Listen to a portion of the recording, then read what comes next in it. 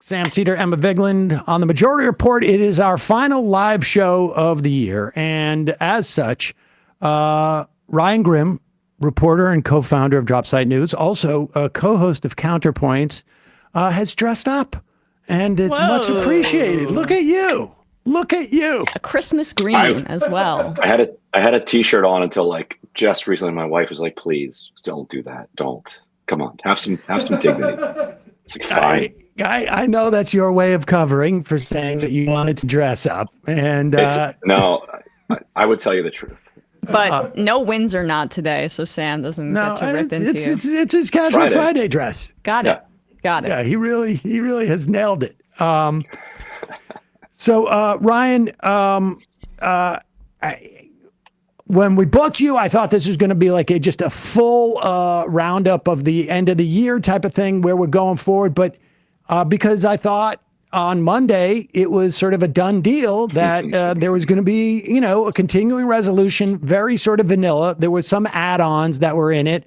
This very controversial measure of like paying for disaster relief, or this very controversial measure of like, funding cancer studies for kids and treatment for kids, or but somehow this all blew up. At one point, it looked like this week, wait, are we going to get rid of the debt ceiling forever? And just give us your sense of where we're at this point. It's sort of insane. I think what we're really looking at is, if you step back, a significant number of steps, what you see is it's kind of an existential fight over the role of Congress. And I say this judgment free. I'm not saying Congress is good and should be part of our system, or Congress is bad and shouldn't be.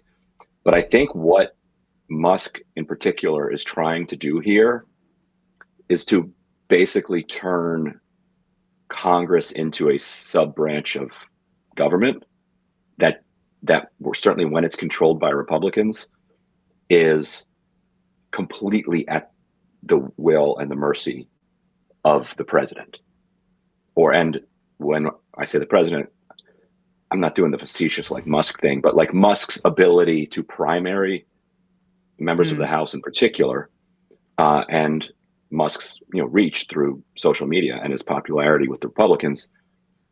He wants to be able to tweet something and that be a dictate to the House of Representatives in particular, but Congress in general. And I think he's trying that stuff out now. His post yesterday, I think it was, where he said, not a single bill should pass between now and when Trump takes office. Like he wants those to be orders that are just given to another branch of government and just followed. And that is a system of government that a lot of countries have. It's just not the one that we've always had. That's the amazing thing about this is that, like, we have talked about, and Sanders has been talking about this for, decades, really, in many respects. We're headed this way. We're headed this way. The idea of a billionaire when the party's still out of, it's not like this is Trump's in office. It's not like this is just him sort of almost like transpartisan on some level. And of course, he's just leveraging the Republican Party. But we've had money that, of course, is going to play in primaries, right? Like, we saw this with Cori Bush and Jamal Bowman. We've seen it in, Jayapal as well, where like DMFI comes in and, APAC money, or, other big industry. But we saw it with crypto money in Ohio. But the idea that one person has enough money to beat all of these people and it happens to be aligned with all those people I just said, which I don't think is a coincidence, but the idea that he can deploy this and they know, like, there's someone to the right of me who's just as like, and the only thing they have to do is say, and this is their primary, all they have to say is they have more fealty to Musk and Trump or whatever you want to call it than I do. And here's the evidence. And we're 2 years out. You can't get further from their potential. Like they're not sworn in yet. That's my point. This is like, he's now threatening like like, he's like threatening politicians in the womb, essentially, with primaries for positions they don't even hold yet, technically. It's fascinating. Yes. It's never happened before that, even AIPAC, when they go after, half a dozen to a dozen, left-wing Democrats in 2022 or 2024, for instance, like to spend $100 million, they at least had to go out and hold some fundraisers and make some phone calls and hit up individual people for, you can look at their, you can go to the FEC and see like $1 million, $1 million, $1 million, 5 million, 10 million, million, half million. And then you'll see a ton of 6-figure checks all at the same day. So you're like, oh, there was a fundraiser this day. All these people gave $100,000. And eventually they've raised $100 million and they spend it. That is a disproportionate asymmetrical amount of power that they have to basically anybody else in politics until Elon Musk steps in. He doesn't need to even organize a fundraiser among 100 people that give $100,000 or 10 people that give $1 million each. He can just say, all right, here's a super PAC that is going to focus in this district. I'm going to put $5 million in it, and a tiny amount of money for him. And it's going to run ads starting now for 2 years saying that this guy's not sufficiently loyal to Donald Trump. And that has never happened before, ever. Like nothing even remotely close to that has happened. And so if they had a cushion of 10 or 15 votes, I think this game plan would be easy to execute. The fact that there's such a narrow margin means it's going to be tricky, and he's going to cause, I think he may push too far and too fast and screw things up for Trump, and then Trump tells him, you know what, I don't actually, this is not actually helpful to me right now. So that's the only thing. It's not really anything Democrats can do about it. It's just they have to just kind of fail on their own. But part of also what Representative Ocasio-Cortez was saying to us is that Elon feels that he's reliant on this push for his own financial gain, for tax cuts. That's really what he's in it for. And I guess that probably elongates the level of like the amount that Trump and Musk are tied together. If his self-interest is so specifically tied to this agenda and to the tax cuts, then like the breaking up of the two over their egos, it's going to be harder to pull off, which I naively thought maybe they had a chance with some of the trolling, but it doesn't seem like that's happening. And let me just add, they're feeling themselves. What does that look like? Yeah. Like like this whole thing about President Musk, so that it gets under Trump's skin. Look, if I thought it was in my power, I would, I would stoop to like putting, when we were kids, they had little like asbestos tins of like itching powder, and I would put that in, I'm not above any of this, but in terms of efficacy, this whole President Musk thing is the dumbest thing I've ever heard, because let's say Musk was to go away, and then you still have the same problem. Like this is a problem with Republicans. If it wasn't Musk, it would be Miriam Adelson. If it wasn't Miriam Adelson, it'd be some other billionaire. I mean, to make it about Musk is stupid because there is no long-term messaging there. But the other thing is, in what world is it in either Musk's or Trump's best interest? Even if Trump is literally like a baby, and they still are going to be smart. Like maybe they're not going to hang out as much, and somebody's going to write a story in the Post or the Times like there seems to be a chill between Musk and Trump. Who gives a shit? Because at the end of the day, their interests are aligned. They're both basically, autocratic kleptocrats. And it's just like they may have to negotiate. You know what? It's not 50-50 anymore. It's 60-40 or it's 35-65, whatever. Like, this is the dumbest thing. This is so baby brained. This is junior high school stuff. And we need people playing in the big leagues, it feels like. And so what I mean by them failing is that they are unable to run their operation. In other words, let's say that they do actually shut the government down. Musk is, obviously a very intelligent guy, off the charts IQ, that sort of thing. He really has no idea what he's talking about when it comes to government. None. I don't think he understands what the consequences would be for the Trump administration of shutting the government down for the entire transition. Like, if you don't call the inauguration essential services, he doesn't even get to give a speech outside of Congress. He'd have to do his swearing in inside the White House. Musk doesn't care about that, though. Musk doesn't care about that. Musk doesn't care about that. Yeah. This is where interests are disaligned. Like, right. Obviously, Trump does care about that. But the transition is much more than just the party on the Oh, my gosh. They would be starting 90 days late, essentially. And that's a misaligned incentive right there between the two of them. Musk might be fine with all that chaos. His net worth might grow, might not, but it might at that time. The weaker the government is, the more powerful, he is. But Trump, I think, is actually enjoying this round of his election so much more than 2016. 2016, he won as a fluke. He lost to Hillary Clinton by 3 million votes, which she was mortally embarrassed about. He squeaks through because of this technicality of the Electoral College and these really narrow wins in 3 states.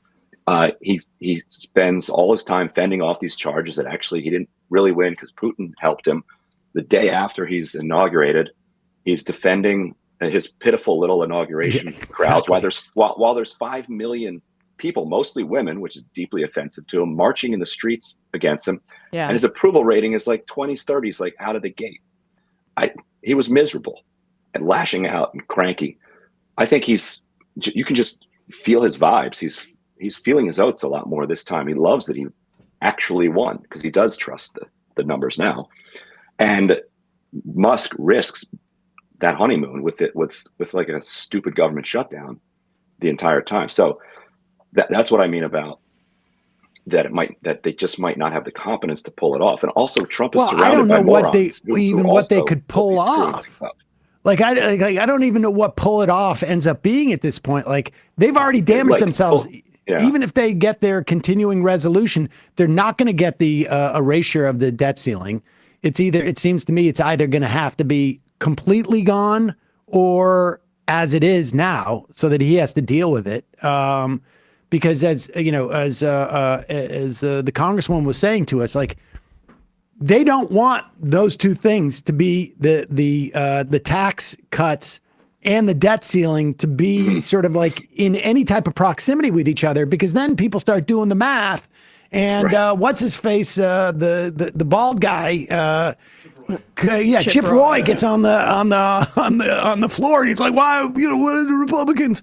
And so I don't know. This is it is fascinating. It's a lot more interesting than I thought maybe it would be. It's also terrifying. Like we've arrived now. You have one guy who has the ability to essentially, and remember, $1 billion for a campaign to raise is a huge amount of money. Yeah. I don't know what the record is, like a presidential campaign. Yeah. Yeah.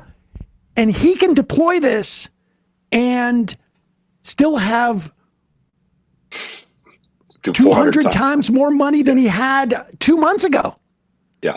Like it's insane. The amount of power that this guy now has because of his money, the money that he's amassed. The idea that we don't have like 12 alarm bells going off, and it's really just more about like, who's the real president? I'm sorry that we are not meeting the moment with that stuff. It seems to me, but so what do you think the prospects are for the future? I mean, a shutdown would be such a mess for them that I feel like they're going to capitulate and get it together, but maybe not. I don't look. They might just screw this up. Like it's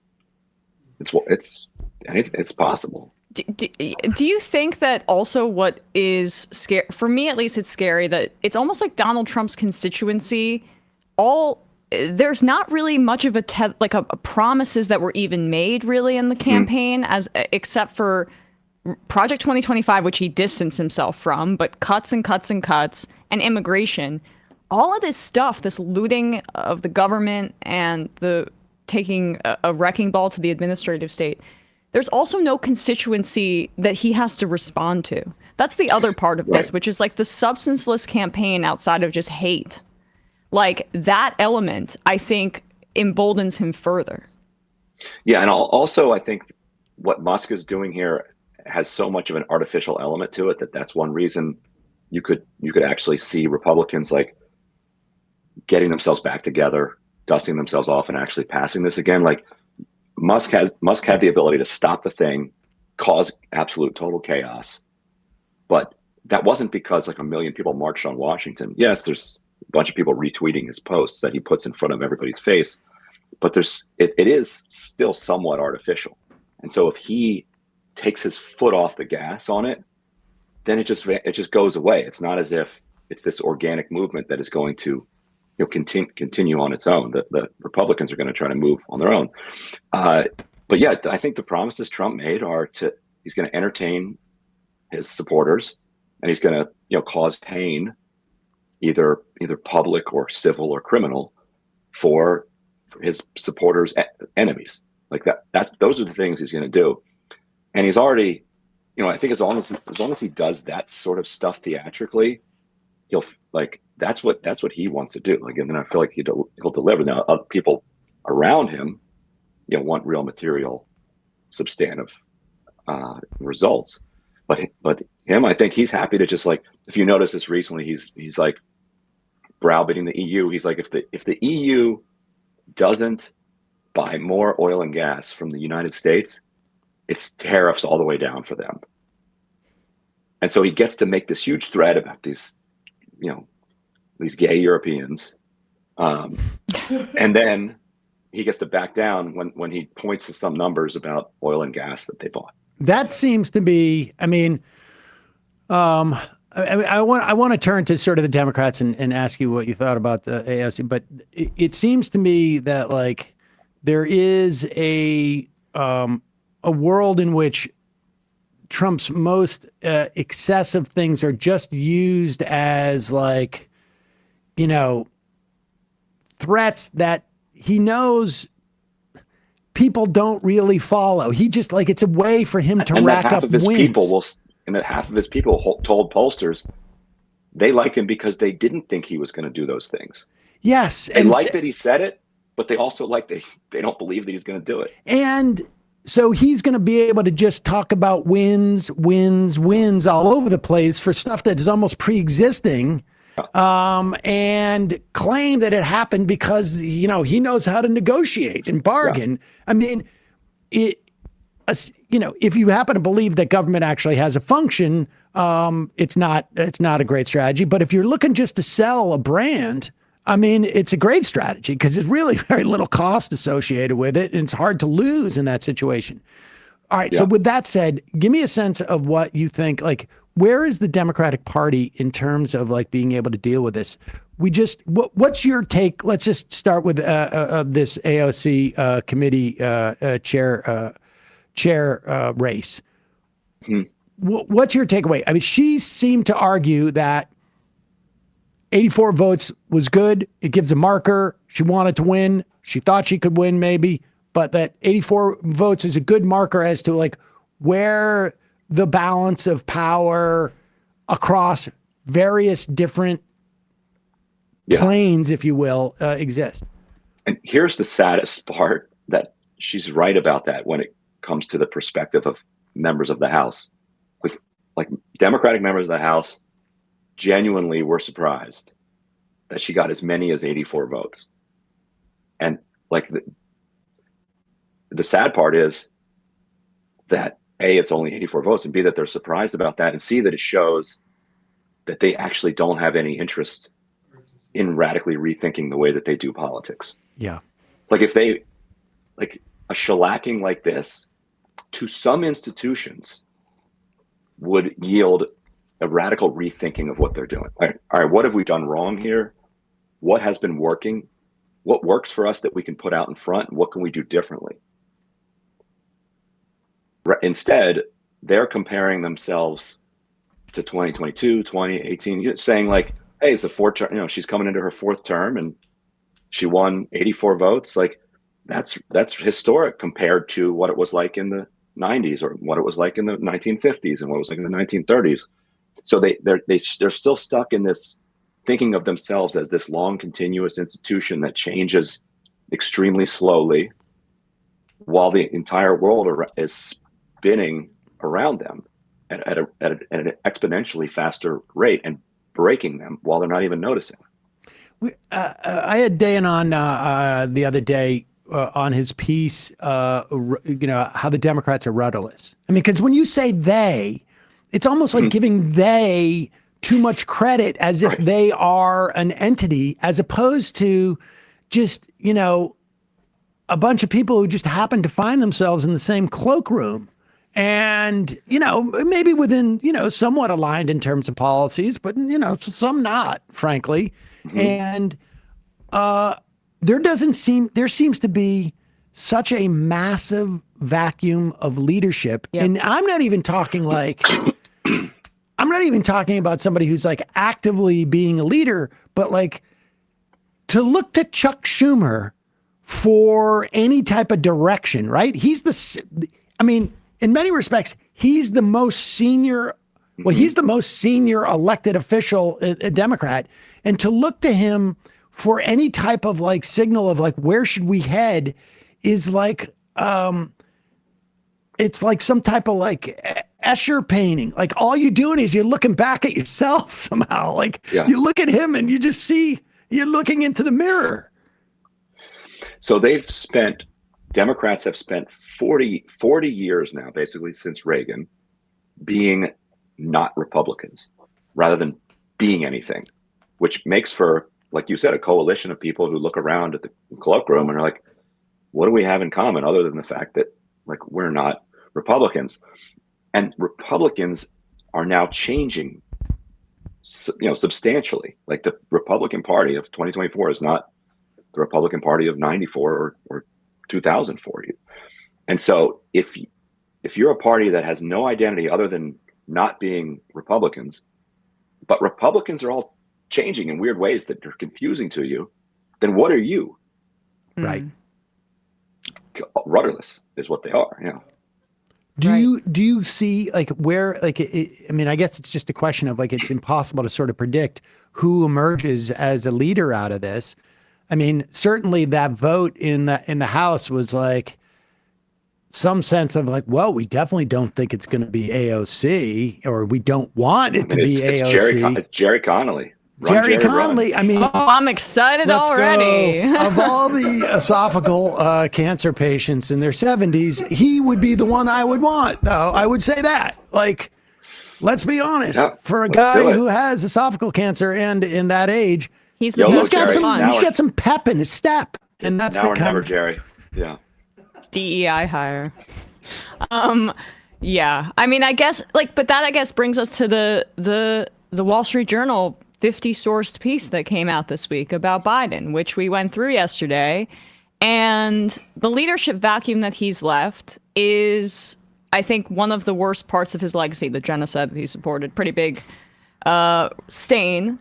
But that element of like them knowing as soon as 2019 that they didn't want Jill Biden out there because she looked more energetic than her husband, 8 years younger than him. You're already doing that kind of management.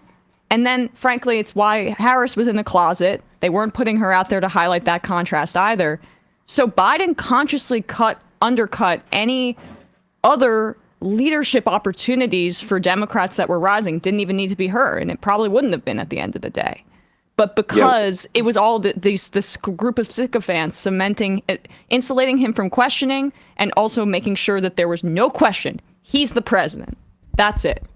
Yeah, we just reshared on the Dropsite Twitter feed the Julian Castro debate moment from 2020, if you remember, where he was basically driven out of the race for calling out Biden for being, mentally infirm.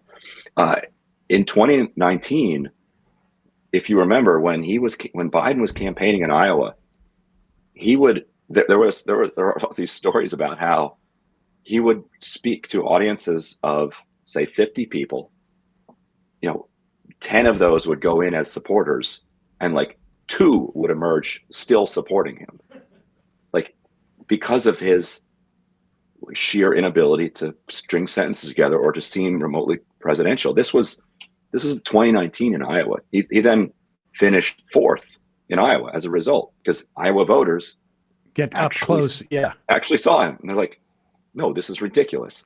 Then he finished fifth in New Hampshire, because New Hampshire voters also get to see people up close. And then in Nevada, it's 2-person race between him and Bernie. Bernie beats him 2-1. Yep.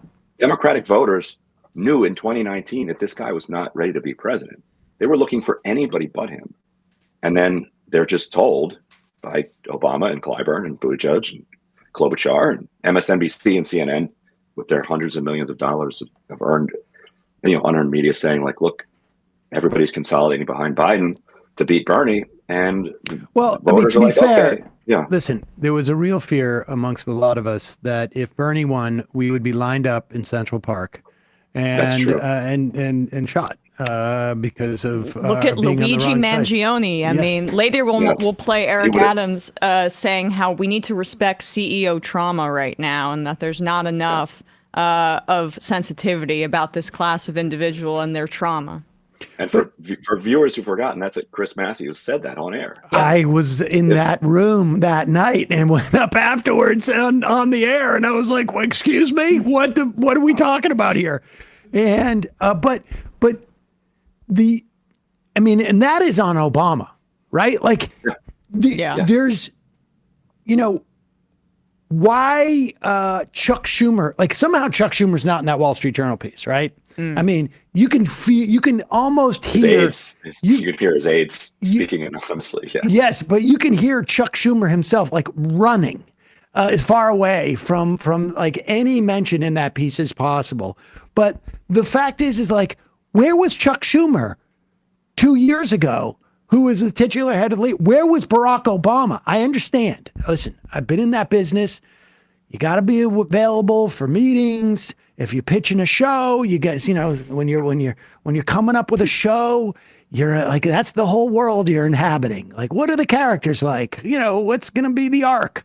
But if you're going to dip in to the election, the primaries, which, like, okay, anybody can be a political actor, but like, do you have no sense of obligation to sort of like, if you're going to exercise that kind of power, do you, my Uncle Ben used to say to me, with great power comes great responsibility. And I mean, honestly, it's so ridiculous the way that these people are operating. And I feel the same thing about the incompetence of people like Pluff and like Cutter and, Dylan, that their incompetence is bred by a certain ideology. Like, that sort of ideology breeds a certain type of incompetence, because it's just, there's a lot of CYA and there's a lot of like, well, what can you do? Right, because it's kind of accountability free.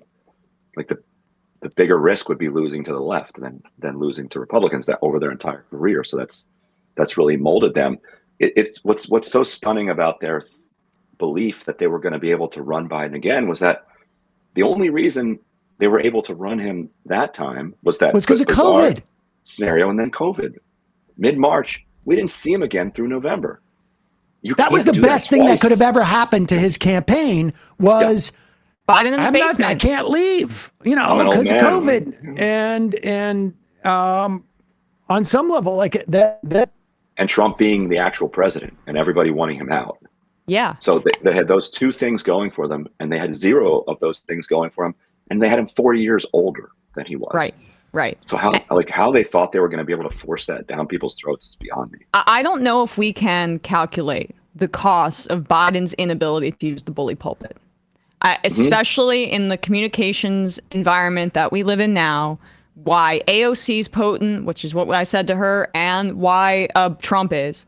They are trying to talk to you directly. And Trump's lying by Truth Social or whatever. But it feels to voters like a level of responsiveness that a guy like Biden, who didn't say anything publicly, basically, for the final 2 years of his presidency, they didn't feel that on top of all of the other reasons that we talk about with him. And no president ever gotten reelected with his approval rating, and Right. It bore out. And he was the most economic populist president we've had since probably FDR, and he never said a word about it, or he never said a word that anybody could like absorb, Could understand. This is the paradox, right? Like, because you read that piece in the Journal and you start to wonder, like, okay, his administration was the most populist, certainly of our time, and the value. This is frankly like why, like, I was like, I'm happy. I don't. If we have a Reagan situation, and I think the Reagan situation is very analogous to this on some level, except for, Reagan was. It was almost like built in that Reagan was going to be a little bit like that, and whatever. It was a different era in terms of like exposure. If it was 50 years ago and there's only 3 stations, Biden could have maybe won again. In that environment. The Reagan era, you just had some of the worst players in U.S. government were basically running the ship, and he was not. Yeah. So I think you're right. With Biden, we had, early on, he farmed out antitrust to Elizabeth Warren. He farmed out labor to Bernie Sanders. And he basically farmed out, and we didn't, Ron Klain's running the show. Yes, he farmed out foreign policy to Dick Cheney, essentially. And I maybe not literally, but Brett certainly McGurk pretty and close. Jake Sullivan, And these people are of that ilk. And then just like, everything was just trying to have as many good days as you can. It says in the piece in 2021 that an aide said to the other, he has good days and bad days. Yes. And then he wasn't receiving the polling information. It wasn't clear because the pollsters weren't allowed to talk to him directly in 2024. It doesn't sound like he fucking could Mike process Donnellan. it. But my point is like, short of who he farmed out foreign policy to, I'm okay with a caretaker presidency, like as in there needs to be a caretaker for the president, and other people are doing the actual stuff because he had basically given it out to different people. But it turns out you also got to run for president. Yeah, and one piece of evidence that it wasn't really him running it, because this wasn't his politics for the 60 years or whatever that he's been in politics, and that phrase that they use to describe his populist economics, from the middle out, it makes no sense. Nobody understands what it means. You focus group it, people are like, what is that? what? But I think Biden liked it because he's middle class Joe. He calls himself that, and so I think they framed the economic politics that they wanted to run as this middle out to him. Like, he was the only audience, I think, for that ridiculous brand that they put on it. And they're like, all right, if we can get Joe bought in by calling it middle out, let's just call it middle out, and then we'll do our thing. Same are with you guys doing the middle out? Hey man, where's the same with foreign policy for the middle class? Remember that? That was how Jake Sullivan sold his foreign policy. Foreign policy for the middle class. Yes. Yeah. What does that mean? They're invested in arms dealers? It means that, like, when we're hawkish on China. One person. Yeah, right. Well, right, exactly. You're right. It doesn't make sense. It doesn't really make sense. It just lands in his brain, and a light goes off, and he hears the word middle class. Yeah, he must have been like, God damn it! I've been doing this for 60 years, and I never thought of that. Damn it! How generous of you to assume he had the thought. No, damn it! That sounds good. Yeah. People are going to love this. Oh, and the other piece of Hunter, evidence, get in here. He was always calling Larry Summers for advice. Larry Summers was completely shut out by his entire economic policy team because they thought all of his ideas were incorrect, like a Kramer style. Whatever he says, let's do the opposite. Right. Yet Biden would talk to him regularly. But then his whatever he told Biden would just be completely ignored. So I think that's another indication that was just the way they placated Biden. Like, all right, it's called middle out, and Larry Summers likes it. Here, talk to Larry. And Larry would tell him, just don't do all the things that your team doesn't do. Do you want to read the latest Matt Iglesias piece, Mr. President? Here, look at this. Yes. And Micah and Joe, they look so good today, don't they? They're my friends. All right. So Ryan, this is our final live show of the year. And we've talked about the now sort of like not theoretical, but we've reached oligarchic stage, like in a very obvious fashion, I think. And we've talked about the fecklessness of the Democrats and the fact that we had a pretend president for 4 years. Positive note. What's going to be positive? 2025. So, AOC, I think you got a little bit of news out of AOC there that could be in a positive direction that I could underline.